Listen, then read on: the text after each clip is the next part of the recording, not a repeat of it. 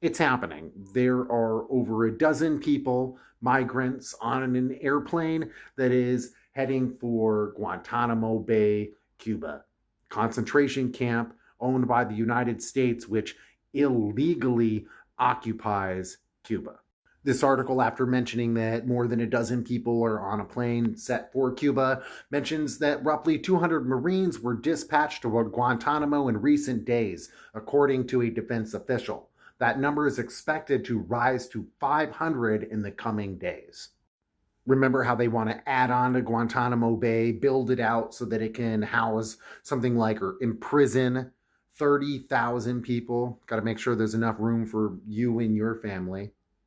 Here's a wonderful statement by the Cuban Ministry of Foreign Affairs.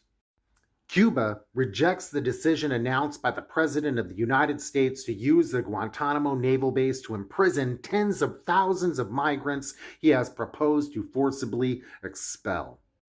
It is a demonstration of the brutality with which that government is acting to supposedly correct problems created by the economic and social conditions of that country. The government's own management and its foreign policy, including hostility towards countries of origin. Many of the people the U.S. is expelling or intends to expel are victims of that government's own plundering policies and fill labor needs that have historically existed in agriculture, construction, industry, services, and other sectors of the U.S. economy. Others are the result of border facilitations to enter the country, of selective and politically motivated rules that welcome them as refugees, and also of the socioeconomic damage caused by the unilateral coercive measures. A significant portion contribute and have contributed to the U.S. economy. They have jobs, homes, have created families, and planned their respective lives in the United States. The territory where it is proposed to imprison them does not belong to the United States. Read that again, it's really important. The territory where it is proposed to imprison them does not belong to the United States.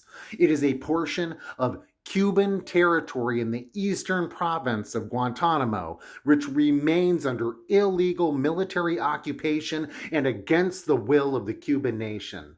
That military installation is internationally identified, among other reasons, for housing a torture and indefinite detention center outside the jurisdiction of U.S. courts where people have been held for up to 20 years, never tried or convicted of any crime. Its irresponsible use would generate a scenario of risk and insecurity in that illegal enclave and its surroundings. It would threaten peace and lend itself to errors, accidents, and misinterpretations that could alter stability and cause serious consequences. No to deportations in U.S. out of Guantanamo. Solidarity, comrades.